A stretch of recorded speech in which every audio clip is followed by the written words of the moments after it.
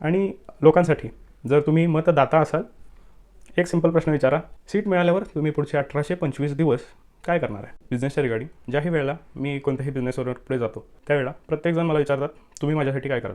त्याचप्रमाणे आपणही ज्या वेळेला खरेदी करायला जातो बऱ्याच वेळेला आपण सुद्धा विचारतो, हा प्रोडक्ट माझ्यासाठी काय करेल?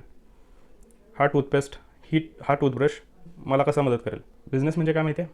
सिंपल आहे, लोकांचे प्रॉब्लेम्स प्रोडक्ट्स किंवा सर्व्हिसेसच्या माध्यमातून सॉल्व्ह करणे आणि त्या बदल्यात काहीतरी मोबदला मिळवणे. आणि त्याच धर्तीवर आधारित सध्या निवडणुका, इलेक्शन्स चालू आहेत. एक सिंपल आयडिया देतो आहे, पटलं तर घ्या.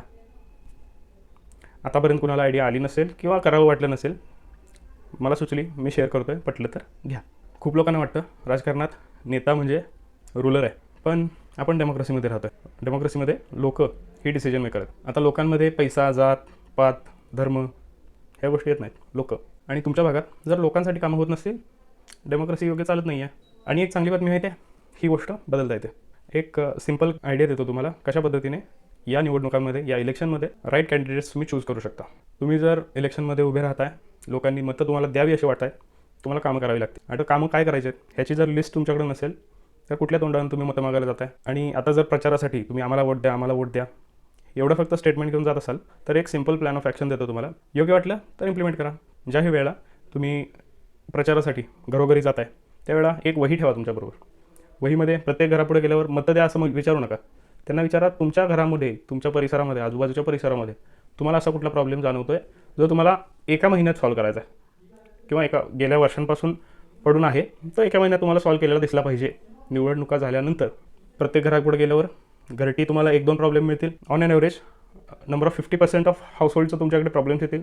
वही तुमची भरून जाईल. तुम्हाला तुमच्या भागात काय काय कामं करायची आहेत ह्याची डिटेल्स मिळतील.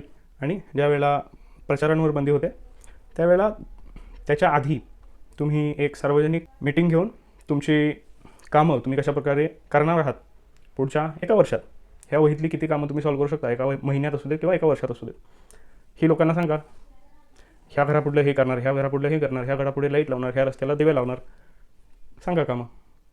मग लोक तुम्हाला कामात दंड देणार नाहीत. फक्त आमचे हे असे, आमचे ते तसे, आणि त्यामुळे आम्हाला मतं द्या, ह्या योजना आहेत, ह्या अमुक आहे, ह्या तमुक आहे, ह्याच्यामुळे आम्हाला मतदान द्या, नाही चालणार. पटलं तर घ्या, इम्प्लिमेंट करा. आणि जर तुम्ही ही गोष्ट इम्प्लिमेंट केलीत, ह्यामध्ये अजून काही तुम्हाला इम्प्रूव्हमेंट सुटल्या, त्या तुम्ही इम्प्लिमेंट केला, तर एका वर्षातच लोकांना समजून जाईल की कोण काम करतं आहे. त्यामुळं तुम्हाला पुढच्या इलेक्शनला, पुढच्या निवडणुकांमध्ये आम्हाला वोट द्या, वोट द्या म्हणत जायची गरज बसणार नाही. त्यावेळेला पण तुम्हाला हीच ॲक्टिव्हिटी रिपीट करायची. सिम्पल आहे. इलेक्शन्स भरपूर टेन्शनचे करून ठेवलेत, सिम्पल गोष्ट आहे.